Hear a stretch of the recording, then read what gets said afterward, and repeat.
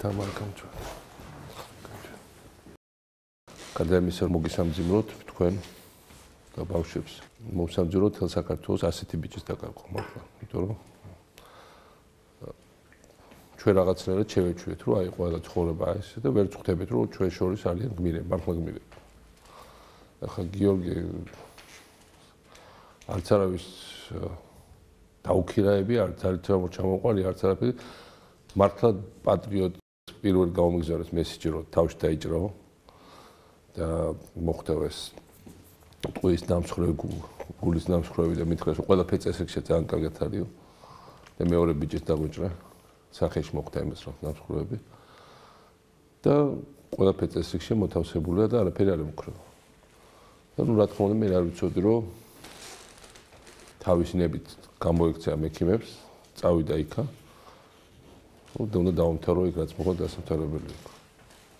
ეს მიიყვანა მართლა ბოლომდე და უკანა გზაზე თელი რუსები და ყველა ერთად ჩაუსაფრდა, ყველა ერთად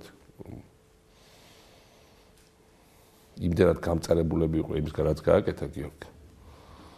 რომ აი პირდაპირ მე უკვე დაღუპულსაც ემტერებოდნენ, დაღუპულიც კი აღარ გამოუყავდა იმდენად ისინი იყო გამხეცებულები, რაც ჩაიდინა, მაგრამ ეს ნიშნავს, რომ გმირობა ჩაიდინა.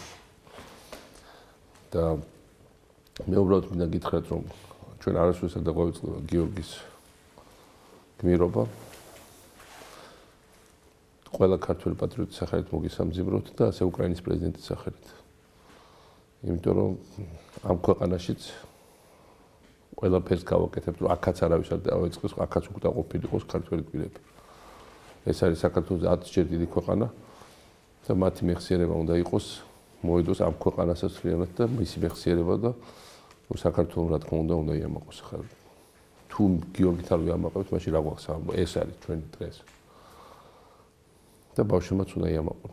მე რაც შემეძლება, მე ყველაფერს გავაკეთებ, რომ არა ხოდ მისი ის არ დაგვავიწყეს, არამედ მისი შვილებიც გაიზარდონ სამშობლოში.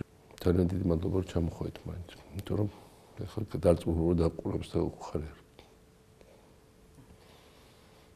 ყოველთვის ეუბნებოდა გიორგი, რომ თვითონაც ესეთი სამმართველობას ებრძოდა, ყოველთვის სიკეთისკენ, გვერდში დგომისკენ ასწავლიდა. თავის შვილებიც ესე აღზარდა, რომ უსამართლობას, დამყრობლობას ამას ყოველთვის ებრძოდა, ყოველთვის ასწავლიდა თავის შვილებს, რომ სამართლობას ებრძოლა.